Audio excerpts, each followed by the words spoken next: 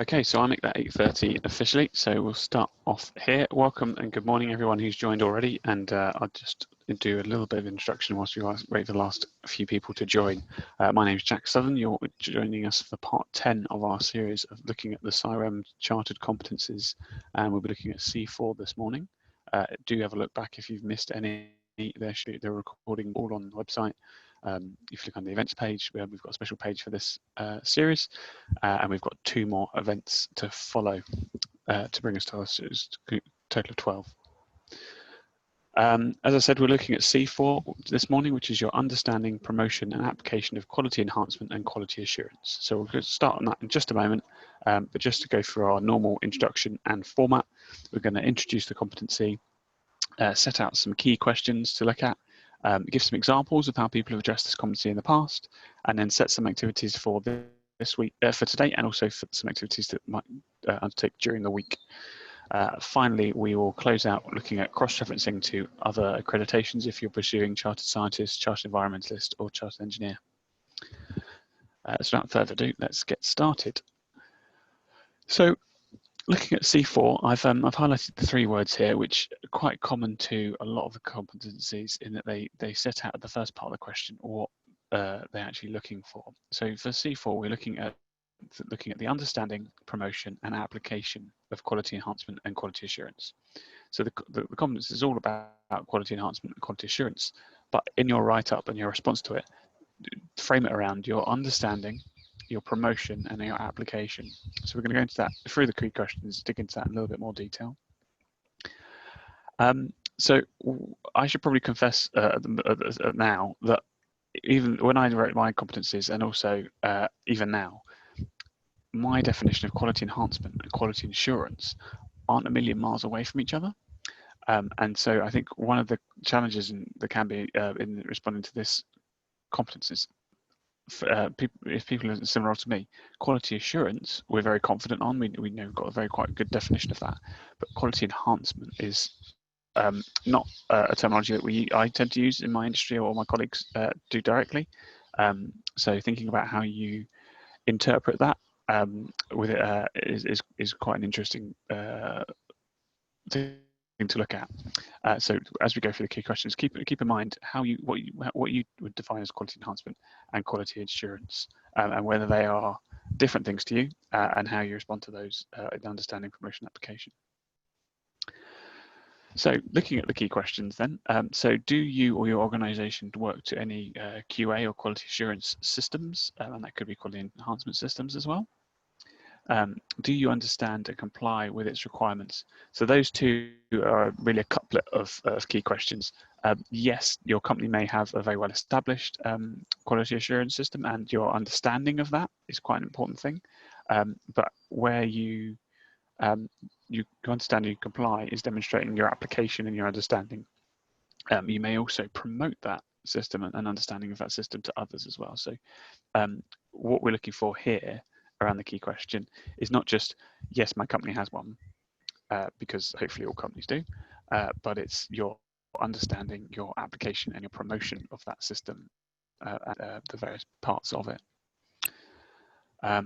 The third point then is looking at what are the benefits of quality assurance to your work environment. And again, this is your speaking to your application, your understanding, and your promotion of those.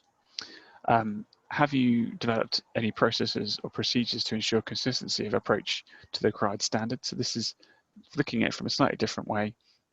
If you don't have a quality assurance system within your organisation, or you're working as part of a role where your organisation may have an overarching system, but you've got a more tailored, more specific requirements for your role, then have you developed your own policy and procedure is a really good way to demonstrate your application, and also if you're promoting that system to others. How do you ensure the integrity of information in the workplace? So again, this is just drilling down, asking a slightly different question is how do you deliver on quality assurance? And so one of the key benefits of quality assurance is that integrity of information, and how do you assess the accuracy of your data? Again, slightly different phrasing of looking at a similar point. And then finally, a really clear signpost here on how do you promote the principles of quality assurance to colleagues or quality enhancement to colleagues. So it's really about how do you promote it. It's not just enough to understand it and deliver on quality assurance. We are looking at the chartership level to promoting that so other people also understand and deliver on quality enhancement and quality assurance. So jumping into the examples then, and we've got quite a few examples today because there's lots of different ways to look at this. We're going to start off looking at some process-based responses. So thinking about those first two bullet points around what's your company or your individual process for quality assurance or quality enhancement, and your understanding application and delivery of that. So my first point then is, as a senior member of staff, quality assurance of work is a large part of my day-to-day responsibilities. My staff and I work within an ISO 9001 accredited quality assurance system, where I routinely check the work and others will check mine. And then sort of as part of that point as well, I participate in yearly internal and external quality assurance audit inspections. So that's sort of taking active role in delivering on that. I'm going to skip ahead to the third example here. So another one referencing ISO 9001. So that is the quality assurance international standard. If you do put the second part, so in our first example, we had 9001:2008, be aware that the ISOs are updated. So this example is a dated example. If you do put the year in, just make sure you are referencing the current year. If you've been working on your competencies for a little while, if I were writing this today and I did put the year in, it would be 2015 was the last time 9001 was ISO 9001 was updated, I believe. But anyway, that's an aside. Just think, as I review things, I often see people using outdated years, and it sort of doesn't demonstrate quality assurance if you're not using the right references. So for the third point, then my company have a 9001 system. We use BMS, a business management system, but your company might call it slightly different. So whatever the reference is, to ensure the accurate and appropriate controls are defined and implemented to mitigate risks and support the achievement of objectives. And then for this particular individual, their company's BMS contains quality, health and safety, environment and security related. But we're really looking at the quality aspects for this competence. I'm going to drop back to the previous bullet point. And so organizations I've worked for have had structures in place for quality assurance procedures, which I have updated where required, and documented processes where gaps are identified. I've also encouraged others in my team to do the same. So this is looking somewhere where there perhaps isn't as well developed a business management or 9001 framed quality assurance system. So they've developed their own, or there is a system, but it's quite overarching, and this person has developed a more tailored and specific requirements around their regular activities and the need for quality assurance for those. So this is a good example where someone has demonstrated their own application to a higher standard than just understanding the company's practice and delivering and promoting that. So my final point on this slide then is I make use of project quality plans to set out stages of review within a project scope and assign appropriately independent and experienced staff to undertake these reviews. So this example, it'd be great if we could say, just name check a particular project in there as well, just so it is a very real example rather than a sort of generic overarching one. But what I do like about the example is that they've referenced project quality plans, and you might call these something slightly different in your organization, but it's a terminology that I'm familiar with. And they've clearly identified the stages of review, so that they recognize that there are different times at which you might review throughout a project, and that's matched against the scope, and that they've identified that should be independent and by appropriately experienced staff. So that they're sort of naming individuals at the start of the project who are going to be assigned to reviewing at later stages, and that's all very clearly set out. So I think the planning of quality assurance really demonstrates there your understanding on your application. But the only thing I'd change about that example, perhaps if I was writing it, would be to say I've made use of quality plans, including on this project X, to set out, and then you then also just clearly signpost the project as well. Looking then at reviews, so this is another way how you can deliver on quality assurance. The first ones were about how you, perhaps as a manager or as an individual, you're understanding and you're planning it. This is then acting as the quality assurer, quality enhancer in delivering reviews, which also sort of does speak to the level of experience and seniority you might have going into your application process. So is a useful way to frame that. So our first point here is I produce review certificates to communicate the findings of technical reviews, to provide a good audit trail of this work, to demonstrate that I have exercised suitable care and attention, and that I, as a suitably competent person, have reviewed the work at regular intervals. The review certificates also provide me with an important opportunity to draw out key learning points and demonstrate that feedback has been taken on board so that mistakes are rectified and not repeated on future studies. So again, could use just a very short reference to a particular project. I produce technical reviews, including recent work on Project Z, where I reviewed hydraulic modelling, or I reviewed a report, or any key deliverable really. But again, it's nice in this project, it does talk about the need for audit trails. So when you're undertaking quality assurance, to demonstrate that you have undertaken it and keep recordings for that. It also looks at recognizing that you need to be suitably competent. So that's looking at in your understanding of quality assurance, that the person who's undertaking it does need to have the experience and be appropriate to do so. And then finally, it's looking at the promotion and improving understanding others. So that feedback mechanism, so that quality assurance doesn't only benefit the project that you're working on at the time, but has a larger benefit of improving the work of the individuals who contribute to that project, so that the next project you're looking at improving, constantly raising the bar and enhancing there. So if we were to look at this from a quality enhancement point of view, I would think about it, for me, the way I frame that is looking over the longer term. Sorry, I've just got a pop-up that I need to get rid of. I should have said at the beginning, if you've got any questions, do pop them in the Q&A and we will come back to them at the end there. Okay. So second bullet point, on this slide, I review and provide constructive feedback from more junior members of the staff. I usually do this by producing a track change version of the document under review with comments and going through it together to reiterating the need for maintaining high standards. So again, track change version, fantastic, talking about what is the actual audit mechanism, and you could again just name check a particular project or type of report, but the fact that you're going through it with individual, promoting their understanding of the need for QA, and then also delivering on enhancement, so that the next time they prepare that report, hopefully they take your comments on board prior to you needing to review them, and you may be commenting on different things next time, but hopefully not the same mistakes again or same changes required again.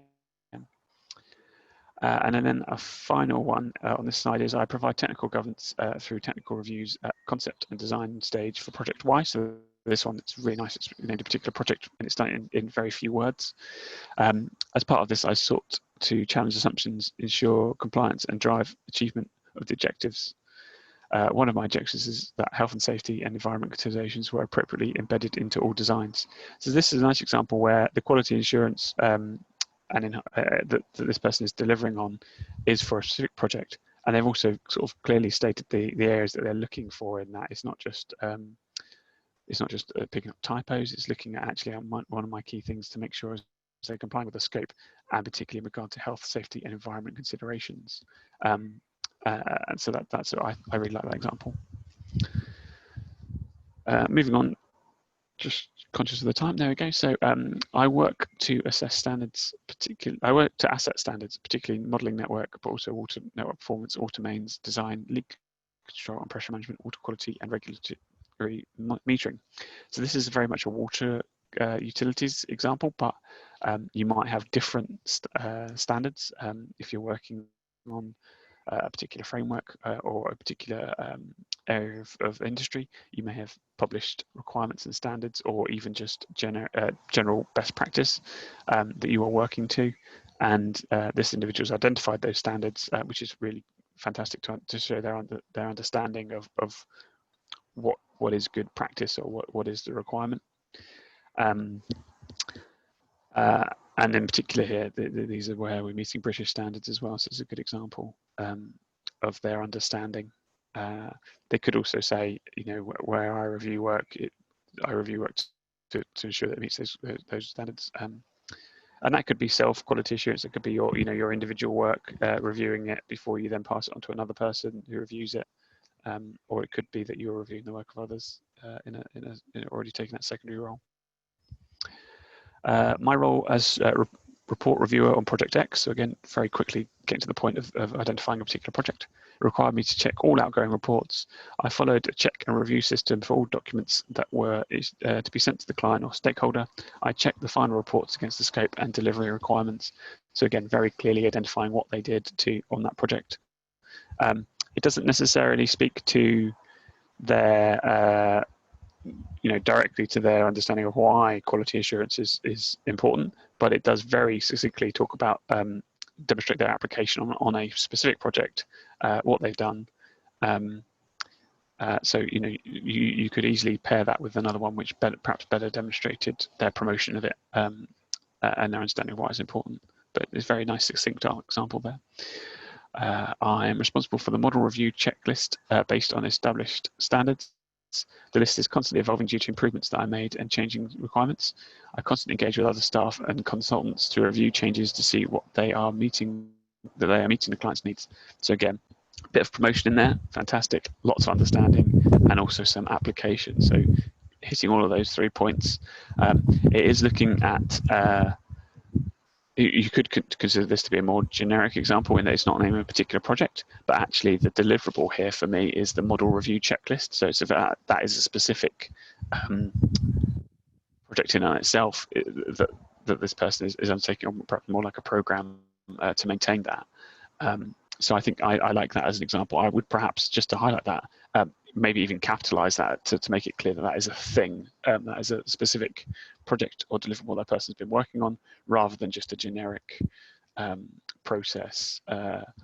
So I think, I think that makes that quite specific then. I'm regularly called upon to provide internal and external reviews for technical work within my area of expertise. So this is nice in that it talks about the person being the reviewer. It talks about understanding that they need to be technically competent to do that. But again, that's basically application, and we could use a specific project example. So e.g., I reviewed this hydraulic model, or this report, or this environment statement, or this risk assessment on project Z, whichever project might be, a new rail scheme, road scheme, highway scheme, whatever you fancy. So again, okay.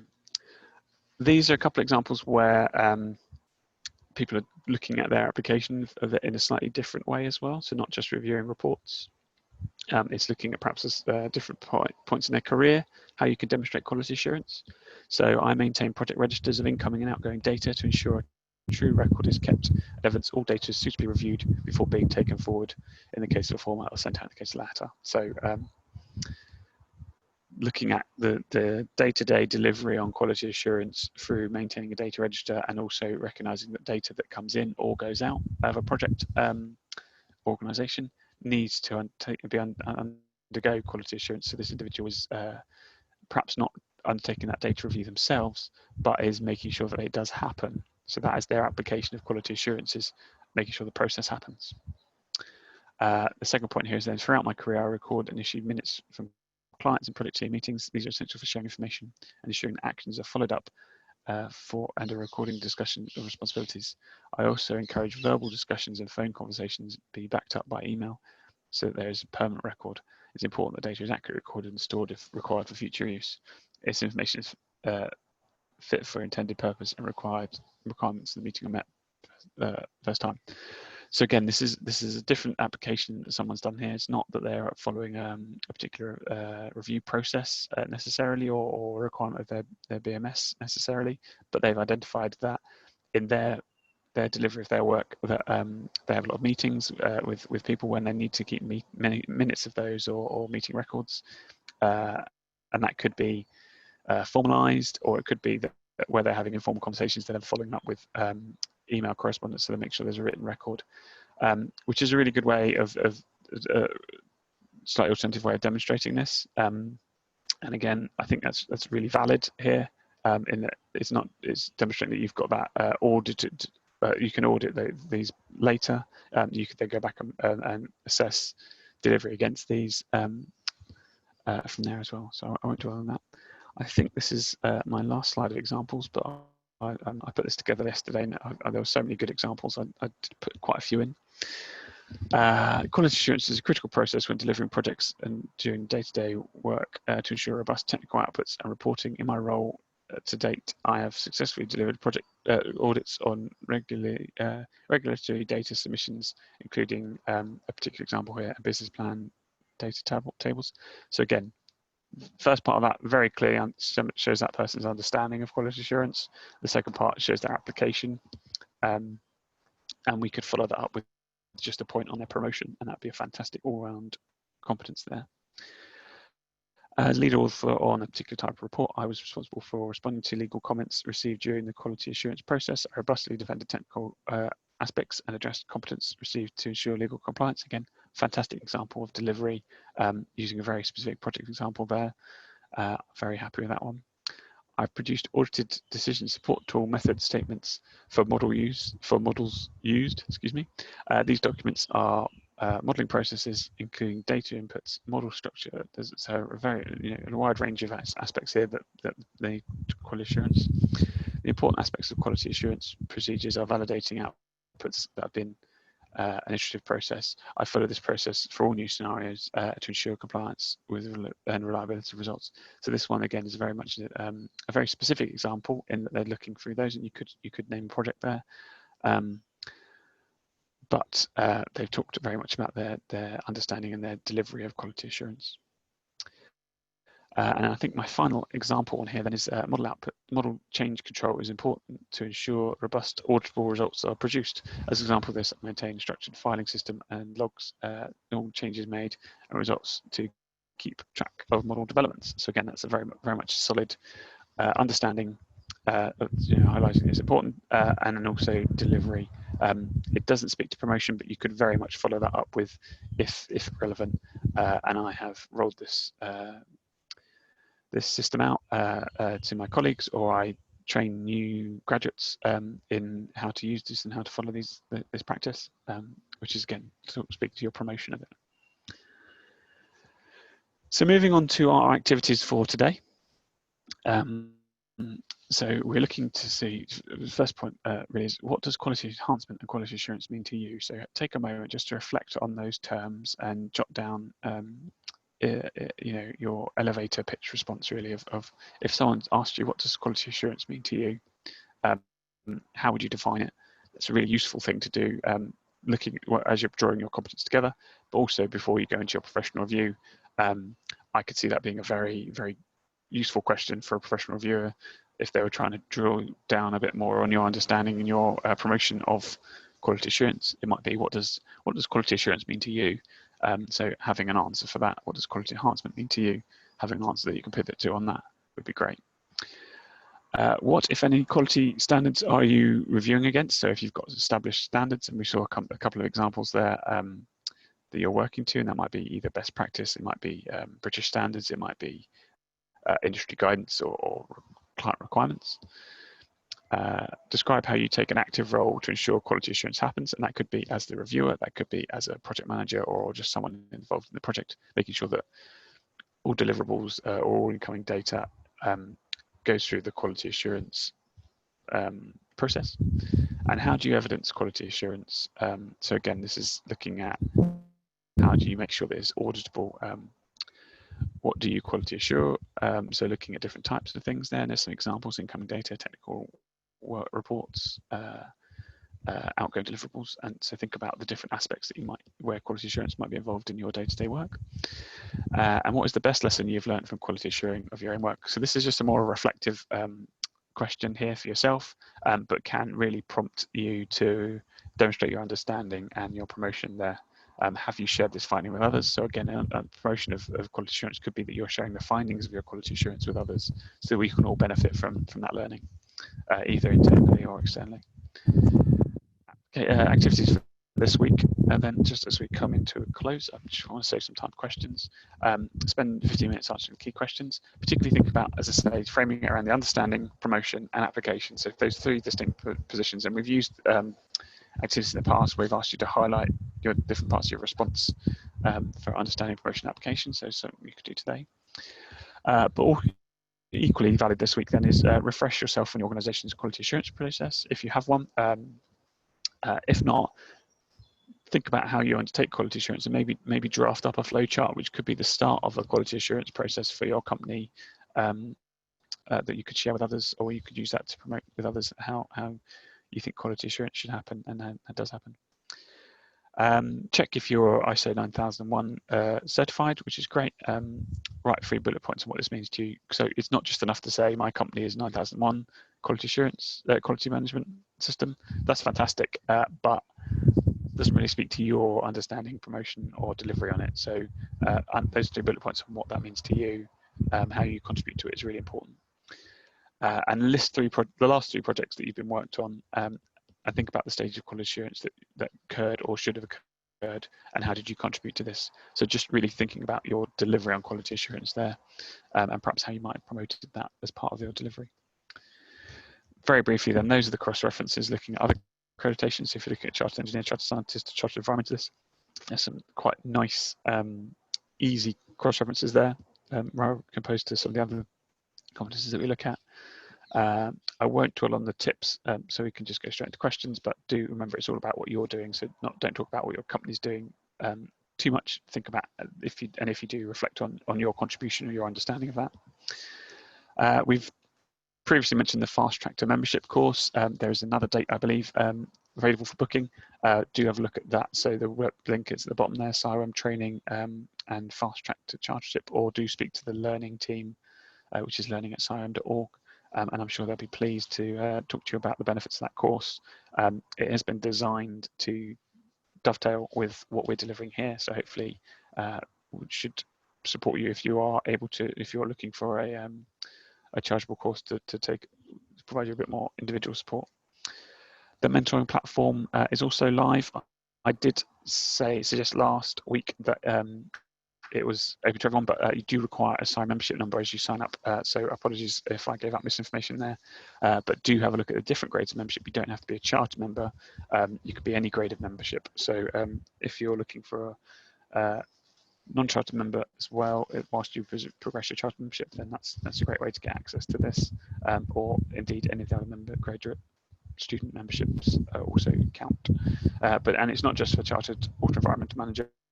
If you are a CIWEM member at any grade, and you feel that you could support people in any of those other positions, work-life balance, skills development, ability to change, any of these sorts of aspects, then do think about signing up either as a mentor or as a mentee. So that is it for today. I'll just go into the questions as we're coming to the close of our time. Do remember that our next session is on D2. I believe that's Katie's tackling that one, which is working professionally, ethically, and comply with the relevant codes of conduct. And then we're finishing up with our last session the week after that. So can asset standards be considered part of quality assurance? So this is our first question. I believe yes, they are. So if you are assessing against a standard, it is part of the quality assurance. So thinking about that key question is, what are the standards that you are assessing against? It's not just good enough, in my opinion, to have quality assurance that is, well, I think this is right. It really, you're assessing against a standard or a set of best practices, so that if another person were to undertake the quality assurance, they would be coming up with similar comments, and you're getting a uniformity and consistency of deliverable. So the standards that you assess against are very relevant, and some of those may be very material in such as published British standards or asset standards, but equally it could be that you're working to best practice guidance, and that could be perhaps the CIWEM Urban Drainage Group modelling guidance, or it could be documentation that accompanies specialist software, or it could be your own company's individual guidance. So do think about what is a standard, what are you assessing against, what does good or correct look like as part of your quality assurance. When you submit your application, do you answer the competencies in a Word document that you attach to the application, or are there boxes on the online system form? So again, if you log into the CIWEM website as you process this, there is, as I understand it, a document it's web-based forms that you paste into, but we can provide more guidance than that. The application process, basically, best way to do it is to create an account on CIWEM's website and start the application so you can see what you're looking at. But that's quite straightforward. Do you recommend the usual 2 examples as a competency? Yes. So I think here you potentially could look at 2 or 3 very short examples, or 2 slightly longer ones. But the main thing is to demonstrate that you're hitting those 3 points of understanding, application, and promotion. So if you can do that in 1 good example, great. If you might have an example where it's really well demonstrating your understanding and your delivery, and you might have a different example where you're giving your promotion. So it could be that on this project I planned the quality assurance, and this is the reason for that, and then I delivered on that.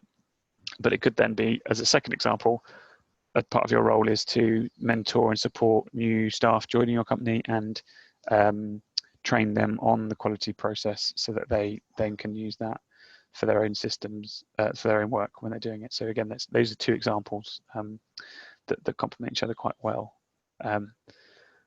So yeah, I would say if I was going to split it, I'd probably have my promotion separately, but see how it goes. But I think I really like this as an example, as a competence. I think it's quite one that you can quite readily write to. Is perhaps why I've included a few more examples here. So that is all the questions I have so far. I'm just checking the chat window, so there's nothing through there. Brilliant. Just to highlight then, we've got the 2 more sessions. The next session's the 1st of July, and then the following week will be our final session, which is looking at CPD. This is the last time you're going to hear from me as a presenter, so thank you all for joining. Hopefully you found it useful. Do send in any feedback via the survey. I think I should have an extra point on the slide there. There we go. And do remember to book 24 hours in advance for the next session. And if you've got any feedback or any questions about the presentation so far, do let us know, because we're always looking to improve and develop the system. So thank you all, and good luck with the rest of the day. Cheers.